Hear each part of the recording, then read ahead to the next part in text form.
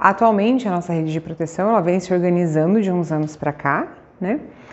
O que é a rede de proteção? São realmente todos os profissionais que trabalham para garantir os direitos das crianças e dos adolescentes.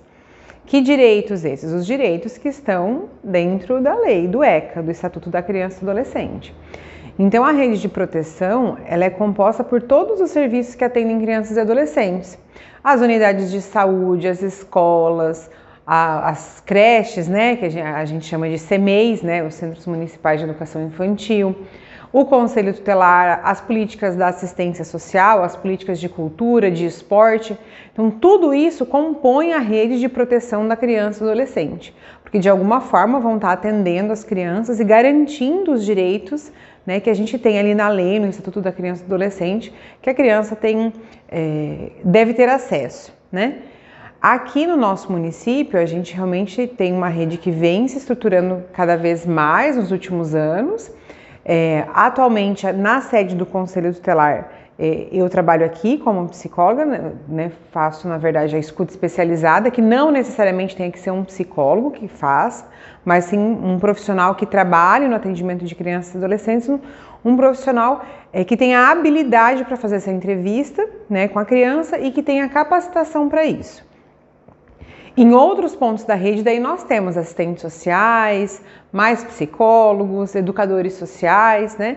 E aí vai depender de cada setor, né? Assim, a educação tem os profissionais específicos, a saúde também, a assistência social, né? E assim por diante. Mas realmente a rede de proteção ela é muito ampla. Qualquer pessoa pode fazer um comunicado de uma situação de violência.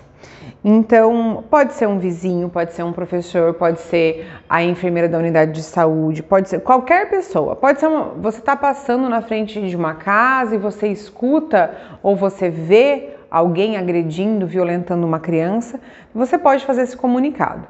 A própria criança pode fazer também. Como que se faz? Então, não precisa ter certeza da violência, né? Então, se uma criança chegou e contou alguma coisa para você, mas você não tem certeza se aquilo é verdade ou não, né? Ah, mas eu vou denunciar e se for mentira, não tem problema. Ou se não for tudo aquilo que a criança estiver contando, né? Faz o comunicado, né? Esse trabalho de acolher a família, de atender, de ouvir a criança é nosso, né? Então, qualquer pessoa pode fazer os comunicados e pedir o atendimento para aquela criança. Como que faz?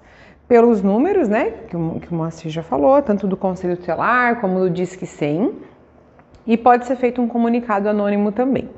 Depois que esse comunicado chega no Conselho Tutelar, essa criança com indício de violência, né, e aí qualquer tipo de violência, o 18 de maio ele é uma data que marca mais as campanhas voltadas para a violência sexual, abuso e exploração sexual, mas a gente sempre aproveita para falar dos outros tipos de violência também. Então a violência física, psicológica, negligência, abandono, né? Então qualquer uma dessas situações de violência deve ser notificada para o Conselho Tutelar. Chegou o comunicado aqui, o Conselho Tutelar vai fazer um contato com a família e eu vou conversar com essa criança. Então é dessa forma que a gente se organiza. O que eu falo nessa conversa com a criança? O que eu pergunto? A gente tenta verificar quais situações, se ela passou por uma situação de violência e quais foram essas situações, né? Então, se é uma violência sexual, se é uma violência física, se é uma violência psicológica, e é uma conversa que é feita de forma a não induzir essa criança a imaginar coisas, né? Então, é uma entrevista que a gente tenta fazer o mais aberta possível para que a criança fale livremente sobre aquilo que ela viveu, né? Não é uma conversa induzida, por exemplo. Então, eu não posso... Inclusive, aí fica uma dica para as pessoas quando as crianças chegarem e falarem espontaneamente sobre uma situação de violência. Então, por exemplo, você está lá na sua vida normal, você não trabalha com criança e adolescente, mas aí um parente, um sobrinho, um afilhado, enfim, chegou para você e disse: o fulano passou a mão na minha parte íntima, né? Às vezes as crianças elas usam os nomes mesmo, né? O meu pipi, a minha perereca, enfim, minha bunda. Como é a maneira correta da gente conversar com essa criança? Não é induzindo a resposta, né? Então, por exemplo, alguém passou a mão na minha perereca. Foi o fulano? A gente não pode perguntar assim. Porque quando você pergunta se foi o fulano, você já está induzindo a resposta da criança. O correto é perguntar quem foi, né? Ou aonde ele passou a mão, como é o nome dessa parte íntima. E não perguntar, por exemplo, ele passou a mão na sua bunda? Aí você já está induzindo que foi nessa parte íntima que passou a mão.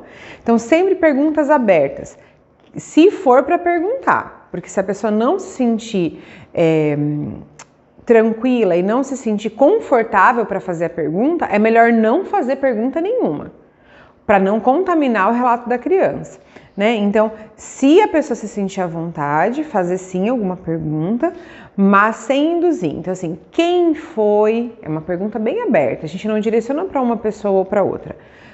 Aonde isso aconteceu, né? E não perguntar, foi na escola? Foi em casa? Foi na casa do fulano? Não. Aonde foi?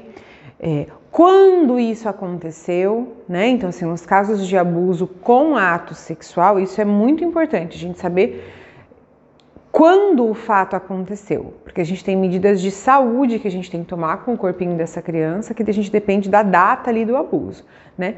Mas, como eu falei, o ponto principal desse adulto que está acolhendo essa revelação espontânea da criança é identificar se naquele momento ele tem ou não condições de fazer as perguntas, né? E caso não tenha, caso a pessoa fique muito em choque, o que é muito comum acontecer, porque a gente não está preparado para escutar um relato desse, é muito difícil escutar um relato de abuso sexual. Então, se ficou em choque, escuta a criança, acolhe e diz, olha, pode ser que agora eu esteja um pouquinho confusa, não sei o que fazer, mas eu vou sim procurar ajuda para você, né? E aí entre em contato com o Conselho Tutelar, que o Conselho Tutelar vai dar todo o suporte, orientação, né, com relação ao que fazer. Vai trazer essa criança para conversar comigo. Nessa entrevista com a criança, né, tem situações que a gente faz no mesmo dia, então quando a situação demanda isso, a gente faz imediatamente, a gente já entra em contato com a criança, né, o Conselho Tutelar localiza, a gente faz entrevista com a criança para verificar como essa criança está e todos os atendimentos que ela precisa passar para tentar superar essa situação de violência.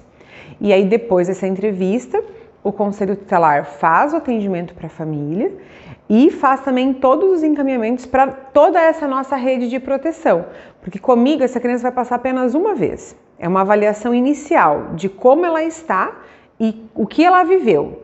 E aí depois nós temos todos os outros programas que vão dar o suporte para essa criança e essa família aos poucos irem superando essas, né, curando essas feridas aí que a violência deixa. As pessoas às vezes não querem se envolver, né, não quer, isso é assunto de família, eu não quero me envolver, mas a gente tem que lembrar que é dever de todo mundo proteger as crianças e adolescentes, né? Então, se você não quer que o seu nome seja exposto, faz uma denúncia anônima então, né? E realmente todo esse atendimento de toda essa rede de proteção, ele é gratuito para a população, né? Diretamente, né? Então assim, o acesso é gratuito, então todo atendimento do Conselho Tutelar, a minha entrevista, o CREAS, a saúde, enfim, às vezes exames que a criança vai ter que passar, remédios que vai ter que tomar, enfim, tudo isso é gratuito para as famílias, né?